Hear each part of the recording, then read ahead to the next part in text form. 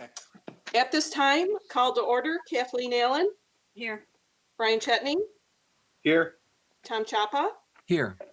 Heather Del Conte, Here. Brandon Legault, Here. Linda Serino, Here.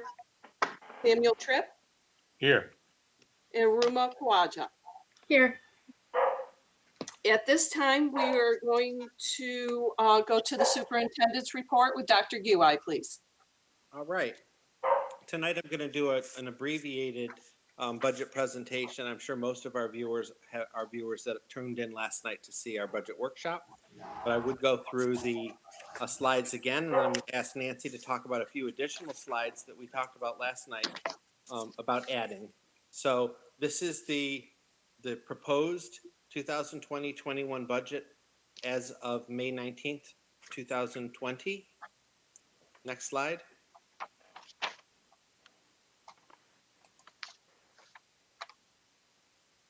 As of today, the governor has not come out with any new numbers relating to any looming deficit or drawbacks in school state aid. The state deficit currently is at $61 billion. We're presenting a balanced budget tonight that eliminates a 1.6 preliminary budget gap that we had initially. I wanted to talk a little bit about, again, for those viewers that weren't on last night, about how that budget deficit came to be. It's a combination of things. Originally, the governor put out a budget number of $34.8 million, and then later the legislature put out the second school aid runs lower than the first governor's run, which is a change in the typical practice. Typically, legislative runs come in higher than the governor's run, and this year they actually came in $1.2 million less. In addition to that, we like any district have escalating costs. A typical rollover budget based on escalating costs, collective bargainings, and other expenses are around 3%. The budget that we're presenting balanced tonight is less than 3%. To offset the gap at $1.6 million, we've made $764,796 in reductions, and we've proposed the use of budget surplus in the amount of $837,811 to close the gap and balance the budget.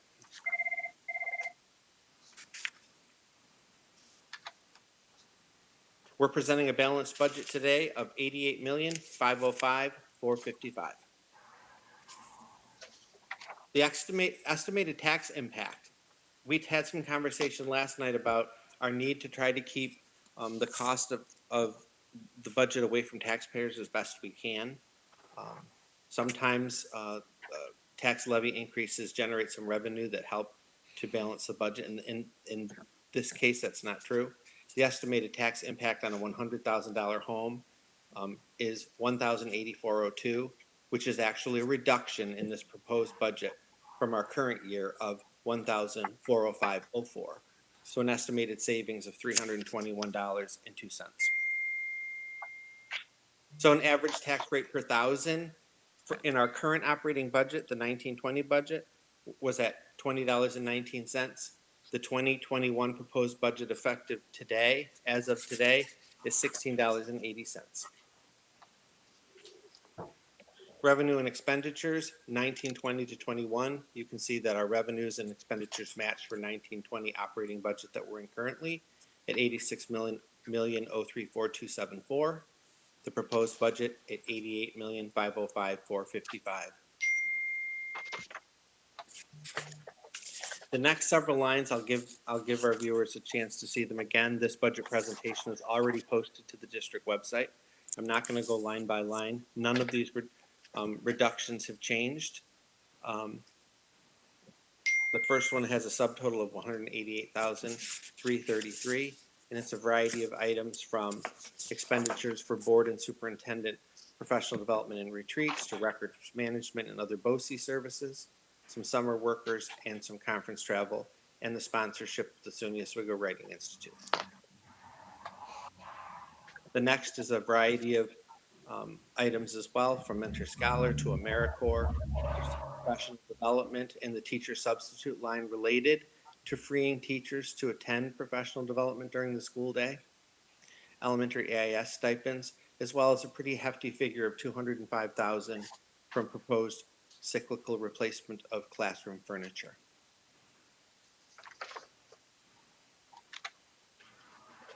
And the last page is summer weight room stipends.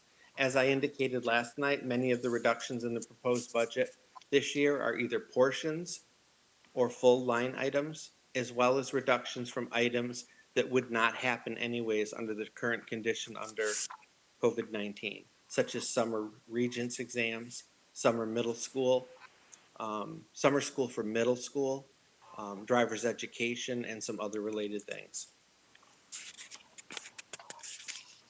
So our original gap of 1,602,607, we reduced with a combination of budget reductions, as I just outlined, as well as the application of some budget surplus, 837,811. So there's currently no gap and a balanced budget at less than 3%.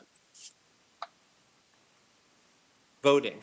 Due to new restrictions relative to COVID-19, all voting will be done by absentee ballot alone. Ballots will be mailed out to all qualified voters in our school district the week of May 25th. All ballots are being generated and mailed by Oswego City BOCES, and each person will receive a ballot as well as a self-addressed stamped envelope for the return. Ballots can also be requested by calling the superintendent's office and talking to the board clerk. Ballots should be mailed and received. I should say, ballots must be mailed and received by the district office no later than 5 p.m. on June 19th, or at such time when the mail is delivered to the education center. June 9th or On June that. 19th? June 9th. June 9th. Did I say 19th? Yes. Yeah, June 9th. Thank you, Karen. You're welcome. So I have some other items that I wanted to talk about tonight on the superintendent's report. As I indicated yesterday, that I asked for a committee to be put together to talk about the idea of graduation. The class advisors have been working with the class officers and then most recently with a cross-section of other students from the Oswego High School. They've had several Zoom meetings, one of which I popped into last night for about 25 minutes because I have a desire to put a graduation together for our students that's dignified and also reflects what their wishes are, because there's an awful lot of talk in the community about, you know, what community members and what parents might like for their children. But I think that we all would agree that the best graduation ceremony for our kids is one that they have input into. I'm not going to give a lot of details, but it was reported to me in a Zoom meeting today with the class advisor. I did pop into that meeting last night. It was great to see a lot of those kids. That our target is to have graduation, and these are the wishes of the students, on the actual graduation day. All 9 component districts in Oswego County are planning similar social distance graduation ceremonies where students would approach the platform in a car and then come out of their car in their cap and gown, cross a stage, receive their diploma, have a photo session, and then move on. So the graduation ceremony is tentatively scheduled for June 27th. In addition, the senior class has voted that they were going to purchase all caps and gowns and distribute them at a cap and gown distribution event that will take place at the Oswego High School on a date that's yet to be determined, because we're trying to coordinate the delivery of our caps and gowns with also the delivery of the yearbooks, so that caps and gowns and yearbooks can be distributed at that same event. The budget vote, as you know, is on June 9th at 5 p.m. And I wanted to mention to the board that there's a requirement for the board to come together at some point with a quorum on June 10th to vote on the acceptance of the results of the board election as well as the budget. I also wanted to talk briefly about phase 2 of the capital project. We haven't talked a lot about the capital project because we've been so heavily embedded into the creation and adoption of the 2021 school budget. But phase two, which is, it's right out there for everyone to see, phase two of our capital project is far underway. In fact, some of the construction on the inside of Layton Elementary School has already started because school isn't in session. And certainly the work related to the construction of the new multi-purpose field and the change of the Wilbur Field to the Wilbur Fields is far underway. I would like to direct those viewers who haven't already seen it, and certainly the board, I know the board has commented on it, several of you to me, that Tori, there was a Tori and Dean show that was recorded last week, and we did it on site. And we actually toured the area of construction at Layton Elementary School. And then we also went on site at Wilbur Field and on the site of the new multipurpose field. And then we also showed some drone footage of that site. So I haven't even watched the full coverage yet, but the feedback from people in the community is that it's a really, really good show, and we're planning on doing subsequent Tori and Dean shows throughout the summer at those sites. So I wanted to point that out. It's very exciting to see something very positive happening in the district on a project that's been in the works for so many years by this board and board members before you and superintendents before me. But we brought this together, and that project was approved by the voters of the community. The funding for the capital project that's underway is separate and distinct from our current operating budget. And we're moving forward, and I think it's a bright spot in our district right now and for the future of the district. So I thought it was time to start talking about the capital project a little bit more now that the budget, at least phase one of the 2021 budget is behind us, so that we can start focusing on the next year. That's it. That's all I have, Karen. Next, we'll move to the Board of Education. There's two items. The first item is the inspectors and alternate inspectors for June 9th, 2020 for the budget vote and board member election. These are names of qualified voters that reside in the school district. The inspectors receive $200 per person, and the non-inspectors receive $200. Since we are not using the Board of Election machines, we can use district employees, which you'll see listed there.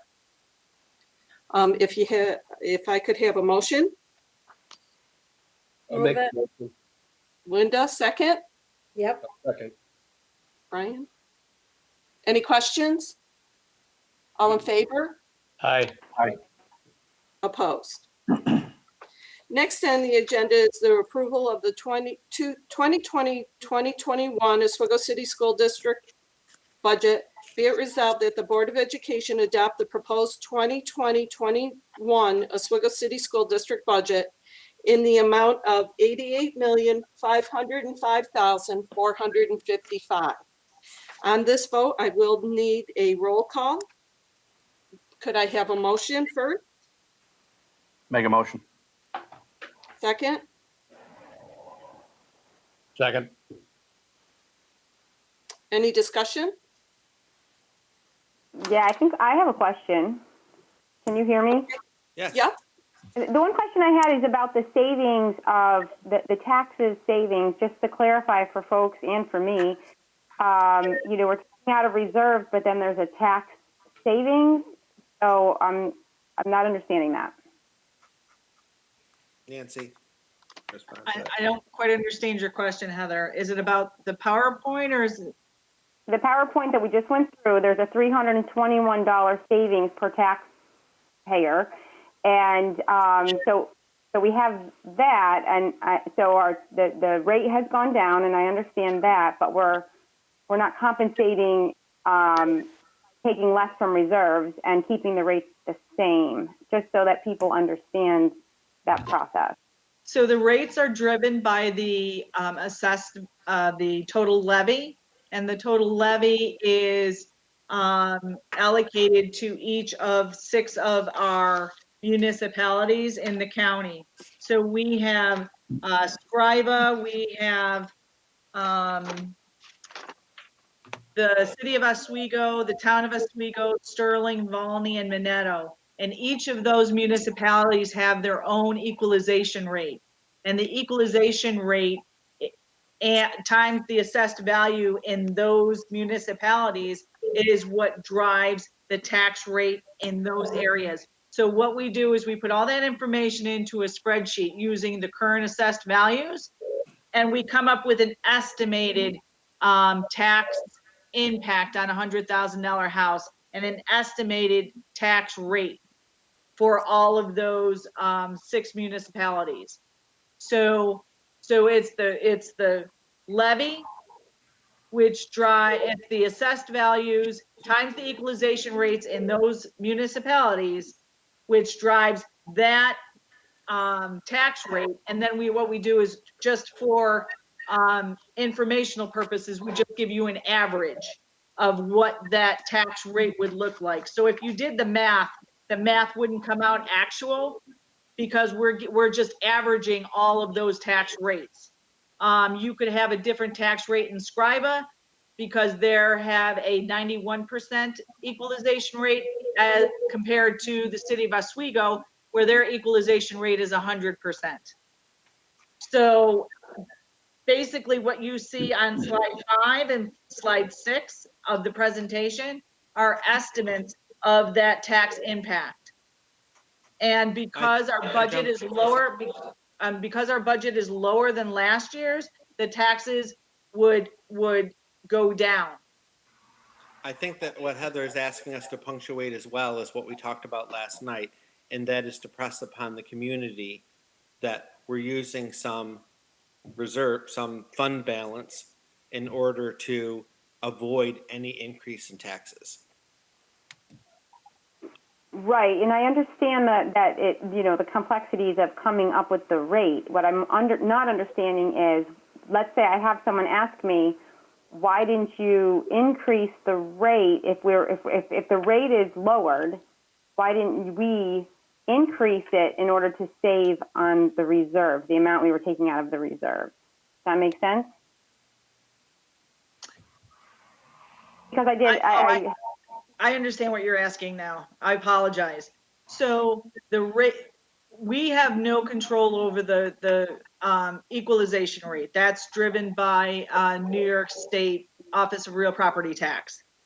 And so the rates are put into a spreadsheet, and we have the levy already set. Now, if the levy is not set by using, it doesn't take into account your budget. It doesn't take into account use of fund balance. The levy is driven by the tax cap formula. So if you remember a few years ago, I had laid out on a budget presentation this big long formula that says, here's how you determine your tax cap. And what you do is you take your prior year's budget. It has some multiplying factors in it, which are given by the state. And then you have to add in your pilots, deduct your next year's pilots, add in your debt service for both buses and your capital projects, and then deduct the current year's debt service and transportation debt. So it's a very long formula. If we were to increase our use of reserves or decrease our use of reserves, it would have no effect on the levy. The levy is driven by our tax cap formula. Okay. Thanks. Okay. At this time, I will need a roll call. Kathleen Allen, Yes. Brian Chetney, Yes. Tom Chapa, Yes. Heather Del Conte, Yes. Brandon Legault, Yes. Linda Serino, Yes. Samuel Tripp. Yes. Resolution passed 7-0. And next on the agenda is the consent agenda. Minutes of the regular meeting of May 5th, 2020. Minutes of the special meeting of May 12th, 2020. Oswego Middle School Extra Classroom Activity Report, March 2020 and April 2020. Oswego High School Extra Classroom Activity Report, April 2020. District Financial Report. Budget Status Report, April 2020. Treasurer's Report, April 2020. Claims Auditor Report for February 2020 and March 2020. Claims Auditor Report, April 2020. Special Education Board Report, May 19th, 2020. If I could have a motion, Move them. second, Second. any discussion? All in favor? Aye. Aye. Opposed? Next on the agenda is personnel with Dr. Sweeney. Hello. First, we have 2 retirements, so I'll read the resolution and then the 2 individuals. Upon the presentation and recommendation of Dr. Gui, we ask that the Board of Education accept the following retirements, whereas the following individuals were employed continuously by the Oswego City School District, and whereas they admirably served the students and staff of the Oswego City School District with their full commitment to their responsibilities and worked in partnership with their fellow employees and with their full service and dedication to the best interests of all the students of the Oswego City School District. Now therefore be it resolved that the Oswego City School District hereby recognizes that their service was an asset to the students and staff of our school district, and we express gratitude and sincere appreciation for their years of service. The first is Elizabeth Photos from Frederick Layton School. And Betsy is a special education teacher who has worked for us since September 1st, 2011, and will retire on July 1st, 2020. And the second is Lisa McMahon from Charles E. Riley School as one of our school cooks. And Lisa has worked for us from May 2nd, 2007, and will retire on September 26th, 2020. Motion, please. Move them. Second, Second. I'm sorry, Tom, was it you? Second, yes. Any discussion? All in favor? Aye. Opposed? We have 2 professional staff recommendations. Number 3 is a resignation from Ashley Malkoff, elementary teacher KPS, Suzanne May, teaching assistant at Minetto, and Karen Schmid, school counselor at FLS, as well as number 4, a professional staff recommendation for a leave of absence from McKenna Nolan, elementary teacher FLS for the 2021 school year. Motion, please. Move them. Second, Second it? any discussion? All in favor? Aye. Aye. Opposed? And we have 2 support staff recommendations. 5 is a termination. Christina Cherubin, teacher aide part-time at Riley, effective May 15th. And 2 permanent appointments, Miley Cologne, school monitor part-time at the high school, and Sarah Maselli, teacher aide part-time at Minetto. They both completed their probationary periods. Motion, Move it. second, Second. any discussion? All in favor? Aye. Aye. Opposed? Next is finance with Nancy Squires. One is our annual agreement with OCM BOCES for our fiber connection in the amount of $92,478. Number, do you want me to take them all together? Yes. 2 is our contract with Ulico. It's a new company for our stop loss carrier. And that is for $489,625.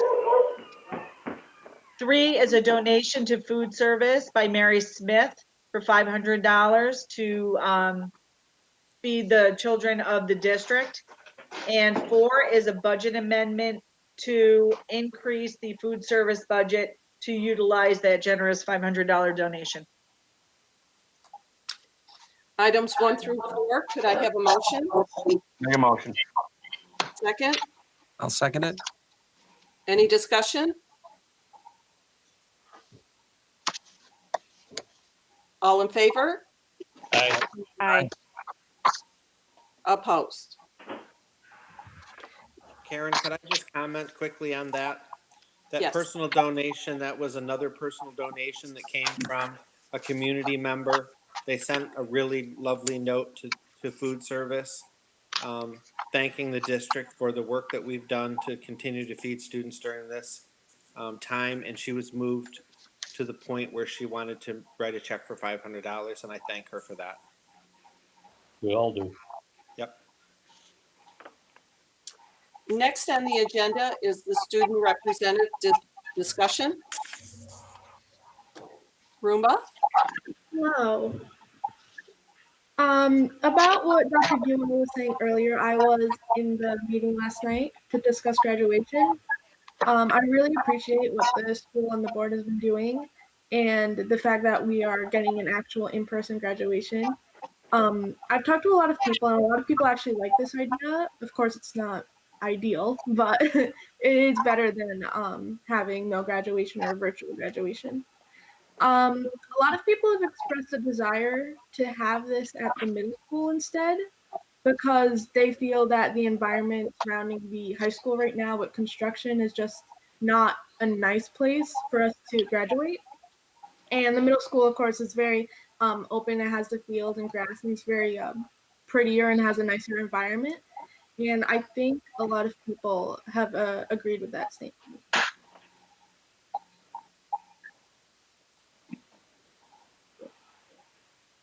Dr. Gilai, I think you're muted.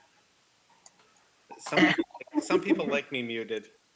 What I was saying was I thank you because that was in my notes too, and I'm going back and forth from a lot of papers. I did want to point out that according to Mrs. Palmitesso, that was virtually the overwhelming feeling of the quite large group last night that met that said they really liked the physical environment of the Oswego Middle School better.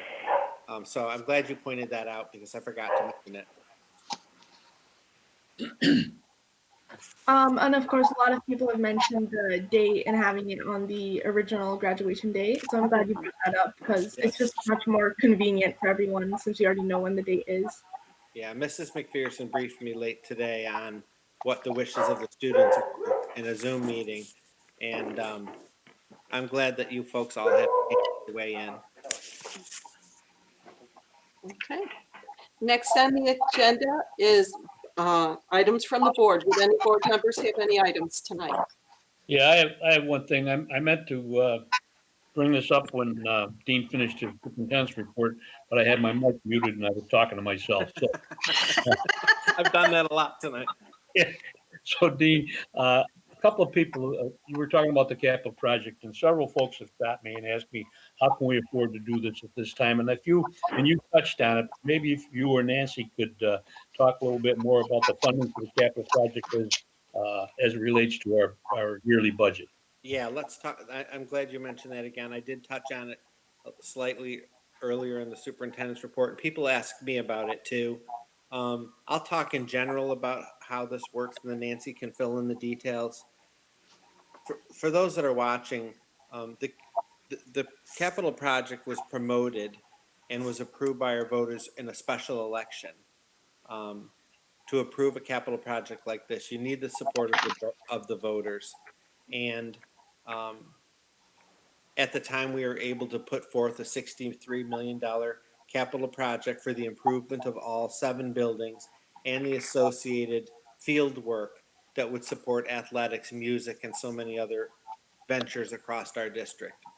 The community supported that and approved this capital project over a year ago. And now we're in phase 2. Phase 1 was some work at the Oswego Middle School pool.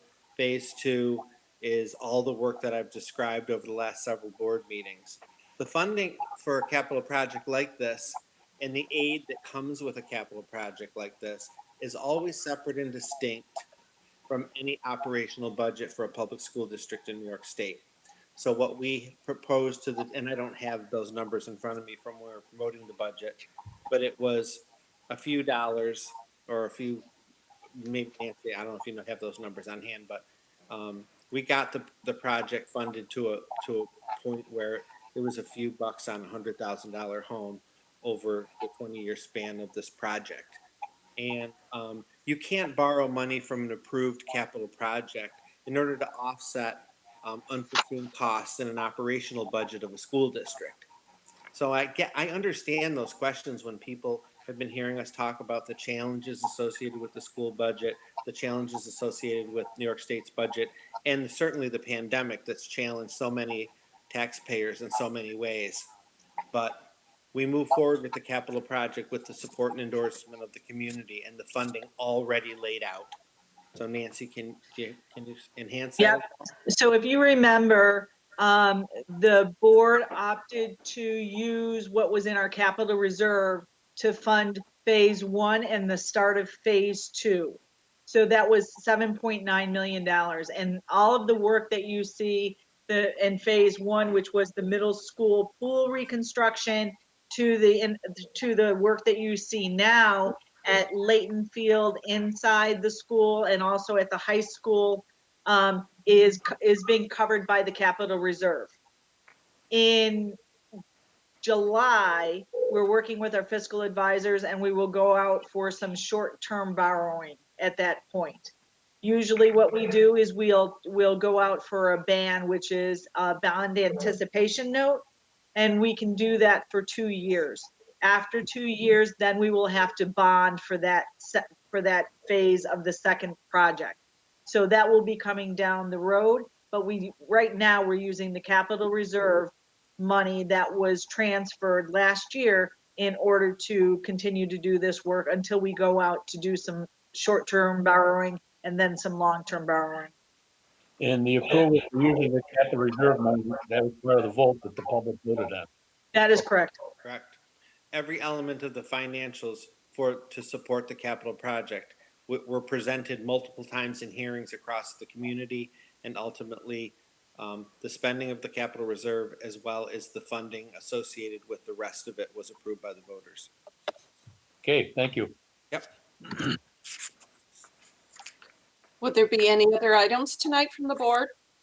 Yes, I have a few things.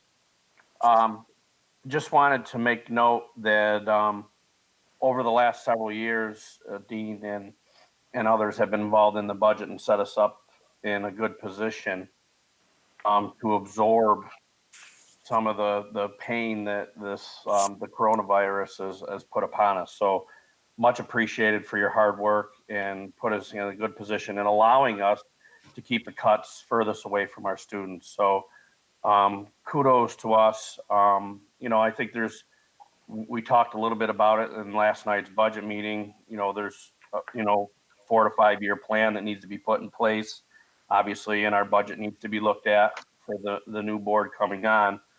But I did want to, like I said, kudos because we've been fiscally responsible for the last 3 years, and it's allowed us to be in a good position to absorb more cuts if needed as well. So thank you very much for that, Dean and Nancy and whoever else was involved with that.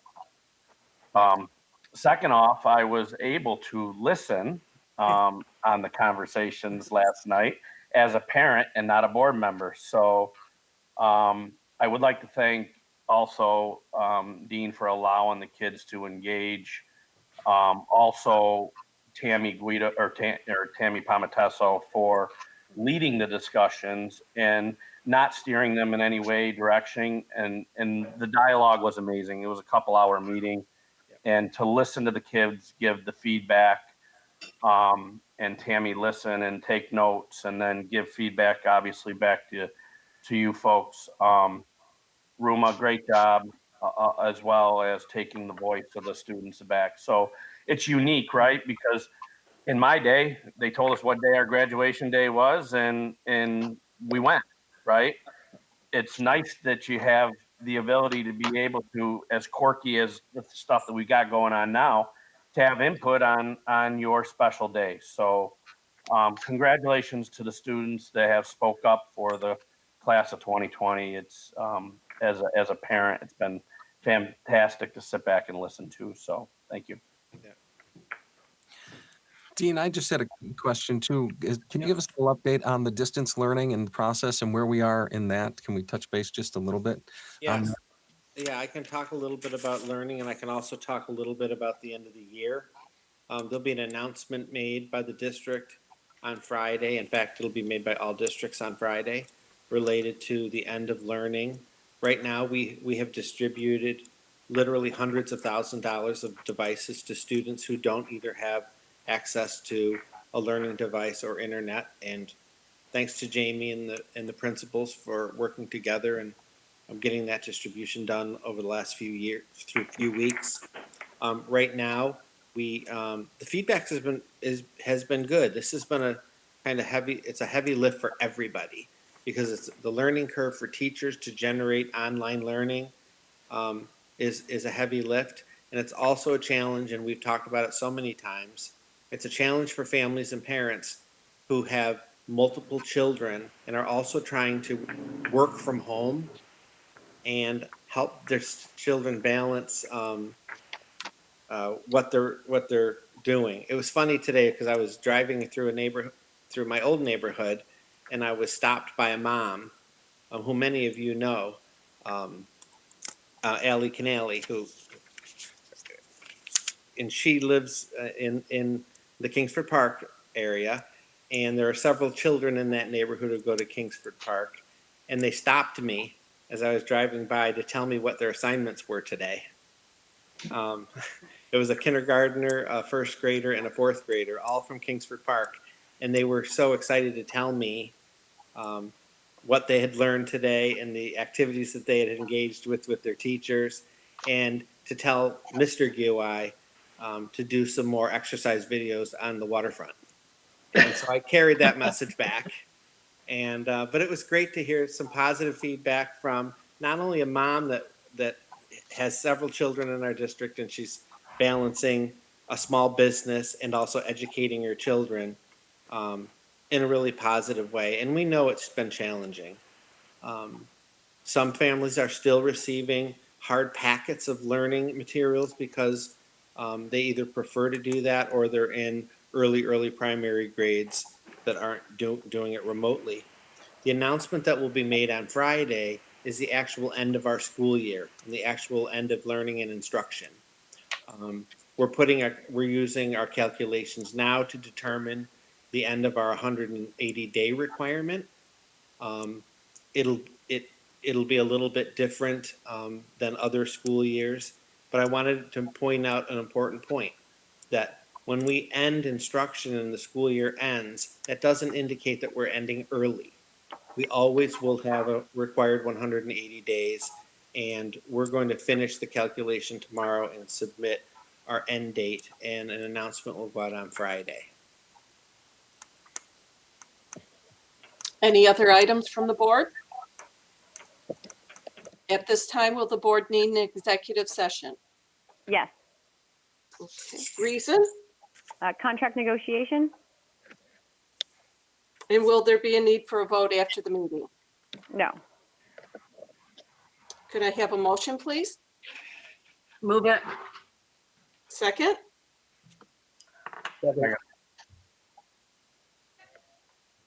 All in favor? Aye. Aye. Opposed? You may move to executive session. Jamie Psychic will send you a number to call in just a He moment. already has. It's on everyone's email. Oh, Send the- great, Okay. Yep. great, thank you.